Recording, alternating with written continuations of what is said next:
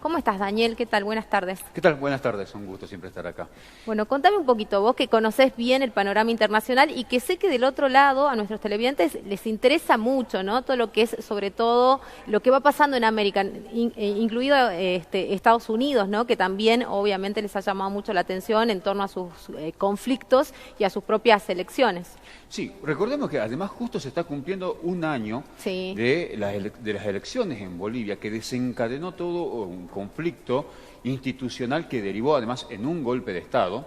Esto es importante siempre recalcar, desconociendo el resultado de las elecciones, con una asunción amañada, totalmente ilegal por parte de la actual presidenta Yanina Áñez, ¿sí? Y por supuesto con el aval de las fuerzas policiales y de las Fuerzas Armadas. A partir de allí se abrió un proceso de crisis política en doble sentido. A ver, por un lado un gobierno totalmente irregular, pero que también aprovechó ese contexto, además con todo el apoyo del sector anti-Evo, para llevar a cabo una persecución muy fuerte contra no solamente Evo Morales, que actualmente sigue asilado en nuestro país, el vicepresidente García Linera, sino que también generó, por supuesto, un proceso de resistencia muy fuerte y que llevó a que el gobierno se vea obligado a convocar a elecciones anticipadas que posteriormente fueron postergadas por todo el contexto de pandemia, etcétera. Recordemos que en Bolivia fue muy fuerte en sus inicios la crisis sanitaria. Bueno, llegamos a este contexto donde, por un lado, este gobierno hizo todo lo posible de la mano de las Fuerzas Armadas, del Poder Judicial, para proscribir, para perseguir a todo lo que fue el gobierno de Evo Morales. Se prohibió su participación primero como candidato a presidente, luego como candidato a senador. Se intentó proscribir al propio partido MAS de Evo Morales, cosa que finalmente no prosperó, y entonces el MAS se presenta a las elecciones con la fórmula de Luis Arce y David Choquehuanca, dos dirigentes de mucho peso. Arce fue el ministro de Economía, digamos el responsable del milagro boliviano, y Choquehuanca fue el canciller durante el gobierno de Evo Morales. Y por otro lado, una oposición de derecha también muy dividida. Por un lado, quien es hasta ahora el principal opositor, el expresidente Carlos Mesa.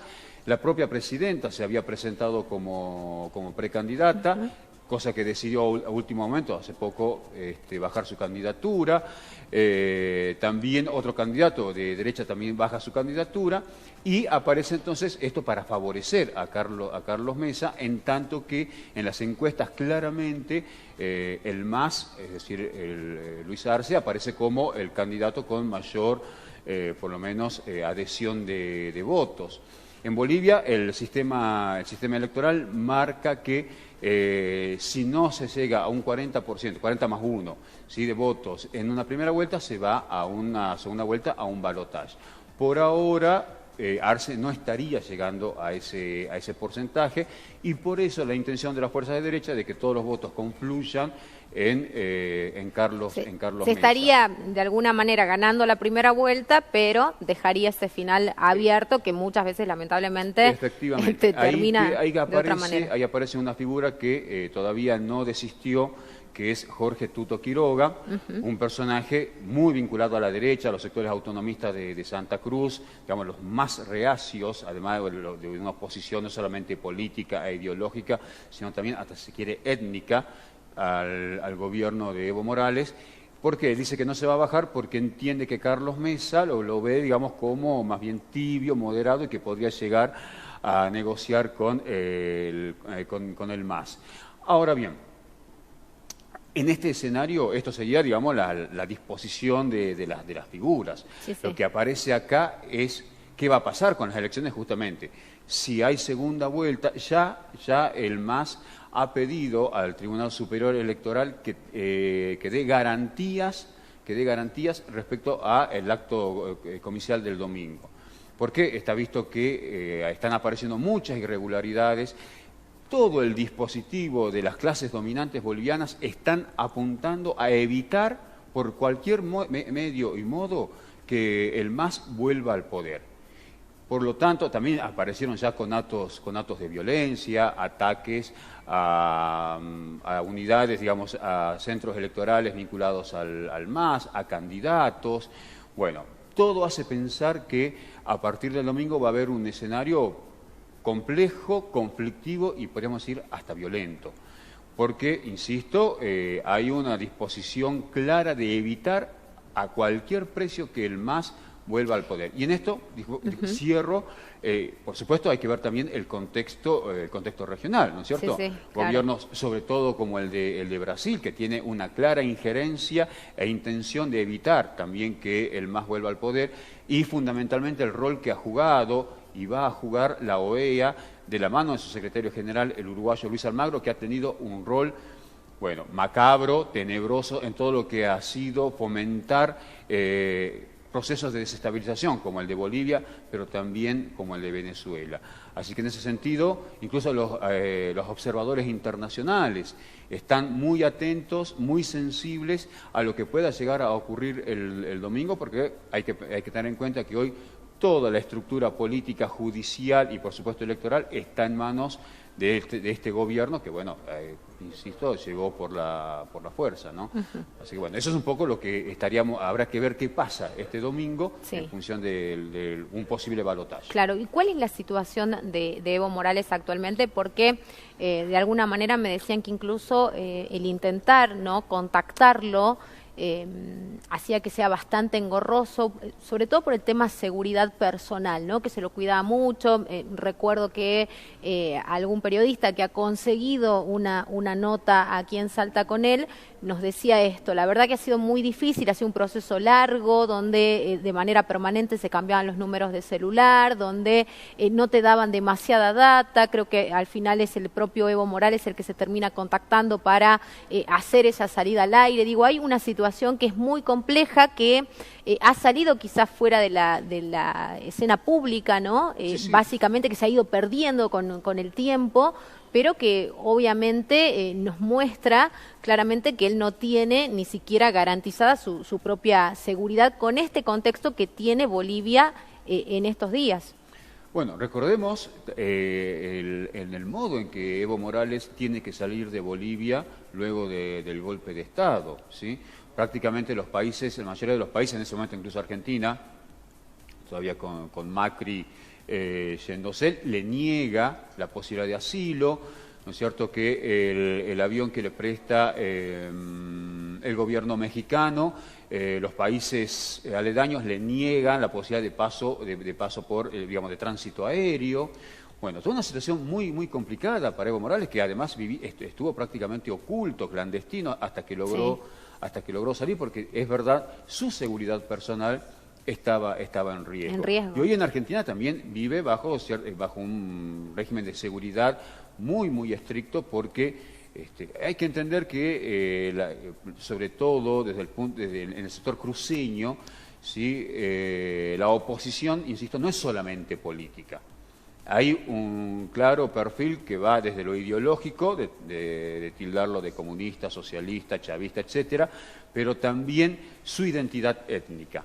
Toda la política que él desarrolló, sobre todo para favorecer a la población indígena, ¿sí?, que además un alto porcentaje en la sociedad boliviana, que generó el rechazo dentro de los sectores cruceños, que de alguna manera son opuestos étnicamente a ese sector. Entonces hay como un odio de clase, hay un odio étnico, y por supuesto eso luego se traslada a la violencia política, que ya lo habíamos visto en el primer año cuando asume Evo Morales, ¿no es cierto?, todo un movimiento autonomista, pero que también estaba atravesado por sectores de extrema derecha que, bueno, generaron acciones de violencia que hasta el día de hoy vale recordar, porque es esto lo que se está jugando otra vez en la sociedad boliviana. Clarísimo nos queda, Daniel. ¿Qué es lo que puede llegar a pasar en Chile? Porque vamos a tener 2 fines de semana como bastante acalorados en cuanto al contexto regional, ¿no?, justamente marcado por estas circunstancias. Bueno, Chile también vale la pena recordar que el 18 de octubre se cumple un año del inicio de esa rebelión que transformó totalmente el mapa político en la sociedad chilena. Rebelión que comenzó con los estudiantes sobre todo universitarios, que se negaban a abonar esos famosos 30 pesos de aumento en el metro, en el subte, y comenzaron a saltar los molinetes. Eso derivó en una rebelión, ¿sí? En una revuelta, se quemaron estaciones de subte, pero trascendió al movimiento estudiantil y toda la sociedad chilena se vio involucrada en esos últimos meses del 2019 y generó un terremoto político que también, lamentablemente, la pandemia frenó, porque para abril de este año estaba convocada este plebiscito que se va a generar el próximo domingo. ¿Qué se está discutiendo en Chile? Bueno, en este plebiscito se va a decidir la convocatoria o no a una reforma constitucional. Está claro que va a ganar el sí, que sí se va a aprobar una reforma constitucional. Lo que se está debatiendo es la modalidad de esa reforma constitucional. Si va a ser una convención constituyente conformada exclusivamente o mayoritariamente por los partidos políticos. Aquí hay mucha desconfianza de los sectores, de la mayoría de los movimientos sociales que han participado en esta rebelión, o si va a ser una convención mixta, es decir, se va a abrir la participación a los sectores de la sociedad civil. Aparentemente va a ganar la primera opción. Por lo tanto, aquí aparecen algunas críticas, aparecen bueno, no voy a decir molestia, pero seguramente que los partidos, los candidatos, los constituyentes que van a participar van a ser los mismos, o en su gran mayoría, aquellos que avalaron durante 30 años este modelo social, político, económico, que hay que recordar algo. En Chile es prácticamente un país privatizado en su totalidad. El agua, por ejemplo, que es una de las grandes demandas. Cuando digo agua, no estoy hablando del servicio de agua, estoy hablando del mar, de los ríos, de los lagos que están en manos privadas. Un movimiento muy fuerte es el de No Más AFP, los que aquí fueron las AFJP. Sí. Por supuesto que también el movimiento estudiantil, el movimiento de mujeres, ¿sí? Que se hizo muy famoso con esta exposición de este grupo, las tesis. El movimiento indígena, los mapuches, por supuesto, que además está muy ligado al movimiento ambientalista. Es decir, hay un conglomerado social de movimientos que están reclamando mayor participación, ser escuchados, porque en este sentido lo que se está buscando, y la lucha de ellos, es poner fin a este modelo de 30 años, prácticamente desde la restitución de la democracia, que ha sido bajo el molde de la Constitución pinochetista de 1980, ¿sí? Poner fin a esta hegemonía neoliberal. Creo que lo del el próximo domingo, va a ser un primer paso, pero que no va a poner fin a las enormes y constantes movilizaciones que han sacudido Chile de norte a sur, porque hay que recordar también que no fue solamente en Santiago, ¿no? Desde Antofagasta, Concepción, Valparaíso, por supuesto también Santiago de Chile, pero permanentemente, aún desafiando su seguridad en el momento de la pandemia, la sociedad, los sectores populares chilenos han seguido movilizándose y hoy han retomado, han recuperado las calles en un momento, además porque estamos ya a una semana del plebiscito. Así que son dos momentos, tanto el de Chile como el de Bolivia, críticos, quizás con distintas características, pero uno buscando la recuperación legítima de ese poder constitucional que fue perdido, que fue sacado por un golpe de Estado, y en el caso de Chile, un emergente social que está buscando poner fin a 30 años de hegemonía neoliberal. Bueno, súper interesante. Esperemos que estos procesos avancen favorablemente, ¿no?, para nuestros pueblos latinoamericanos, porque, como vos decías, también hay un contexto regional que no es el más favorable, que no es el que suma, no es el de quizás hace 10, 12 años, ¿no?, que se vivía en una América mucho más unida, una América Latina que bregaba más hacia los derechos humanos y que tenía otra impronta con distintas presidencias, ¿no?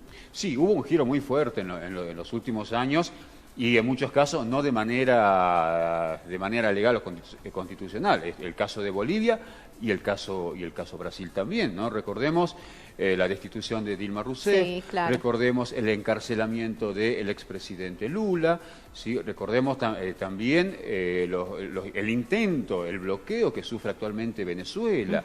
Es decir, ese giro hacia la derecha no fue un giro en términos normales, ¿sí? Fue un fuerte avance de restauración y, tal como analizando el caso de Bolivia lo dije, a cualquier precio. Entonces, en el caso de Chile podemos pensar que puede haber cierto respeto por las formas. Igualmente hay que recordar que Chile, desde que estalló esto el 18 de octubre del año pasado, sufrió, una parte, digamos, los sectores populares, los sectores que se movilizaron, sufrieron una represión, pero inimaginable. ¿Sí? Manifestantes que perdieron la vista, apareció esta nueva modalidad que luego comenzó a repetirse en muchos lugares, incluso aquí en nuestro país. Acá se ha vivido mucho con el tema de la pandemia, ¿no? Sí, bueno, una represión indiscriminada. Lo último fue hace una semana esta imagen pavorosa realmente de carabineros arrojando por el puente a un manifestante, cosa que ya se había repetido antes. Además una fuerza de seguridad armada, pero de manera que uno no se lo puede imaginar, pero que no deja de ser escuela. Creo que no hay que verlo como un caso aislado, insisto en esto, a partir de esos casos de los carabineros disparando con balas de goma, que no eran goma, a la cara, al rostro de los manifestantes. Esto se comenzó a ver desde las manifestaciones en Seattle, en Estados Unidos, hasta aquí en nuestra provincia. Me parece que en ese sentido hay como toda una doctrina de represión que se va repitiendo de manera sistemática. Así que digo, en todo caso, habrá que ver la formalidad del proceso chileno, pero estar atento también a cómo el movimiento social sigue un curso independiente para que esta reforma constitucional de alguna manera plantee algunas de las tantas reivindicaciones y banderas que lo vienen planteando desde hace muchísimos años, ¿no? Pero que ahora han estallado todas simultáneamente. Y lamentablemente todas estas manifestaciones no han tenido un cauce de organicidad, es decir, no han confluido en una fuerza política propia o por lo menos varias fuerzas políticas. Esto es lo que juega en contra de estos sectores. Por eso decía hace rato que de ganar la reforma constitucional a través de la convención constituyente, es decir, vía partidos políticos, se va a encontrar con que son casi los mismos representantes. Claro, que se va a terminar de diluir la protesta, digamos, por más que se dé el paso legal para poder llevarlo adelante. Sí, digamos, no sé si se va a diluir, no, al contrario, yo creo que se va a potenciar. ¿Sí? Lo que seguramente es que al momento de la convención, quienes se van a sentar ahí van a ser los mismos que administraron el modelo desde 1989. Sin representación, sin representación del pueblo. Clarísimo. Muchísimas gracias, Daniel. Gracias por acompañarnos, como siempre. Que estés muy bien, que tengas una linda tarde. Quédense ahí, en un ratito llegan los chicos de Jueves Libre. Ya volvemos.